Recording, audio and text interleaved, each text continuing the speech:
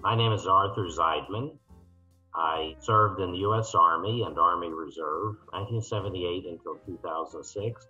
I was in the Army and Army Reserve as a judge advocate officer and attorney. And my final rank was Lieutenant Colonel at the time of my retirement. I served only stateside assignments. As it turns out, over all the years, I was never assigned outside of the United States. My most exotic assignment was 2 weeks at Fort Richardson, Alaska. What enticed you? Where was your first thoughts about joining the Army? Where did that come in? Well, I was too young to be drafted, and I would have served had I been drafted, but the Vietnam War was winding to a conclusion. My last year in law school, I wanted to get a job as an attorney. The Army sent a lieutenant colonel from Fort Bragg, 18th Airborne Corps, Colonel Bonfanti, up to Duke Law School to interview students interested in joining the Army JAG Corps. I had no interest in joining. I didn't sign up, but a friend of mine who had been a West Point graduate, Vietnam veteran, and had left the military, wanted to go back. And only 3 people had signed up. The colonel had said he would only come if 4 had signed. So my friend came running to me and he said, Art, I know you're not interested in the Army, but please do me this favor. Sign up for the recruiter, for the Army recruiter.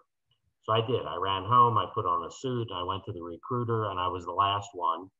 And after my friend Jerry came out, I went into an interview, and the colonel said, "Why do you want to be in the Army?" I said, "Well, sir, I really don't. I have to apologize. I'm here under false pretenses. My friend Jerry really wants to go back into the Army, and I'm not interested in it."